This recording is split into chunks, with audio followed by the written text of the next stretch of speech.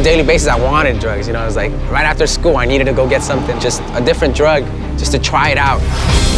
I started drinking at 15, and I never stopped. We got drunk, and we got high on drugs. Had hangovers the next day, we'd get up and do it again.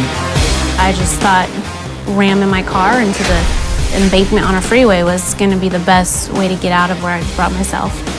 You can use different objects, a blade to a safety pin. I would scratch at my skin over and over again. One day it just came to a point where I exploded. I knew I was breaking the law, and I knew that I was ruining other people's lives, but frankly, I didn't care. I just remember just like growing up going, you know, why is my life like this? I'd be miserable, you know, just be empty inside. Watching my mom cry and just seeing that, man, she really wanted me to change. I really had no feelings anymore. It was kind of like, well, too bad. If my mom cries, she cries. And when I thought about that, I was like, what's wrong with me? Like, I've gone cold-hearted. The pastor, he's like, you know, if you hang out with Christ and talk to him, and then all the stuff in your life will start to fall away one by one. It's his job to get rid of it.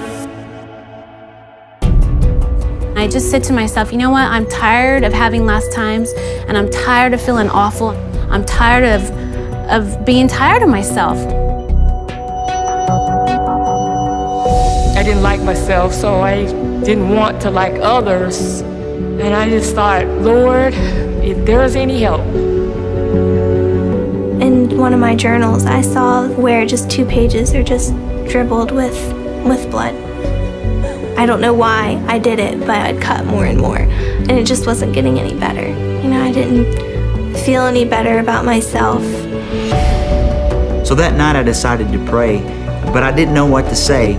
So I said, God, I don't know who you are, and I don't really know how to find you. But if you're God and you're there, maybe you can find me. And I said, Jesus, you know, if you're real, like this guy said, take these drugs from me. And I just said, show me. It was something that, to me, I believe happened when I sincerely gave my heart to the Lord. I was able to be real, to be genuine with him about the hurt I was dealing with. And I knew that Jesus was God, and I knew that he was the way, the truth, and the life, and I just had to choose to serve him.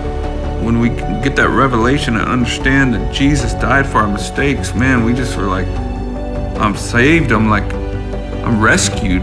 I just told the Lord, I don't want me anymore. I need you, Lord. I want you to change me and make me new. When I came to Jesus, all I had to bring him was junk. I needed to ask for forgiveness. I needed to repent of my sins and turn the other way and be open to what God wanted to do.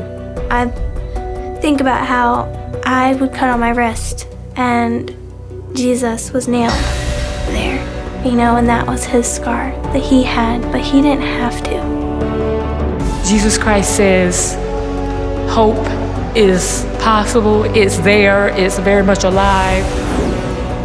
I was so relieved that there was hope. I was so relieved that, like, someone really did love me for me. There's no words that can describe the peace and the contentment. God's been consistent and he's been faithful. And it makes me love him today more than I ever have. God proved to me that he hears the heart cry of desperate people, regardless of where they are.